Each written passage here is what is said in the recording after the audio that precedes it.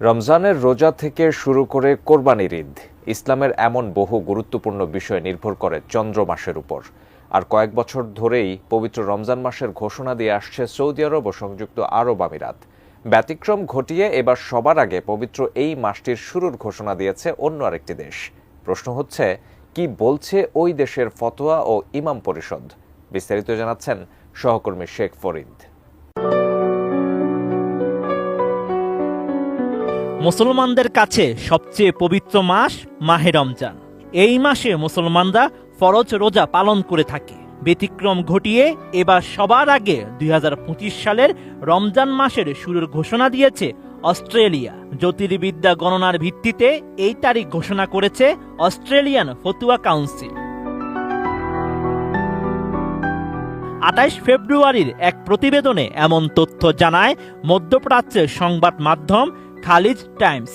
অস্ট্রেলিয়ার জাতীয় ইমাম পরিষদ জানায়, দেশটির গ্র্যান্ড মুফতি ডক্টর ইব্রাহিম আবু মোহাম্মদ ও ফতুয়া পরিষদের শীর্ষ ইমামদের দীর্ঘ আলোচনার পর চাঁদ দেখা ও চন্দ্রপঞ্জিকার হিসাব অনুযায়ী রোজার তারিখ নির্ধারণ করা হয়েছে। টানা সপ্তমবারের মতো বেস্ট টিস্যু পেপার ব্র্যান্ড হিসেবে স্বীকৃতি পেয়েছে বসুন্ধরা টিস্যু। এক বিবৃতিতে অস্ট্রেলিয়ার গ্র্যান্ড মুফতি ডক্টর ইব্রাহিম আবু মোহাম্মদ জানান, ২৮ ফেব্রুয়ারি সিডনি শহরে সূর্যাস্ত হবে সন্ধ্যা ৭:৩২ এবং রমজান মাসের নতুন চাঁদ অস্ত যাবে একই রাত সন্ধ্যা ৭:৪৪। এর অর্থ হল সূর্যাস্তের পর রমজানের নতুন চাঁদ ১২ মিনিটের জন্য দিগন্তে দৃশ্যমান থাকবে।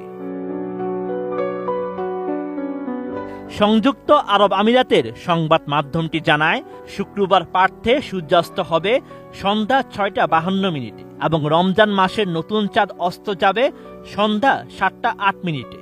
এর অর্থ হল সূর্যাস্তের পর নতুন চাঁদ ১৬ মিনিটের জন্য দৃশ্যমান থাকবে।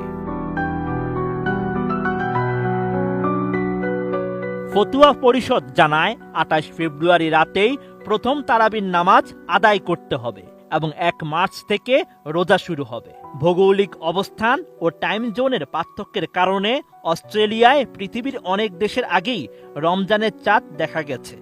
ফলে মুসলিমরা প্রস্তুতি নিচ্ছেন ১ মাস ব্যাপী সংযম ও ইবাদতের জন্য।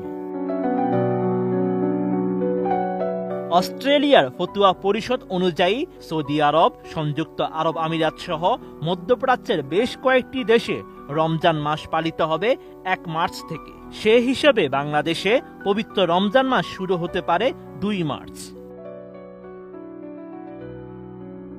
Sheikh Farid, ATN news.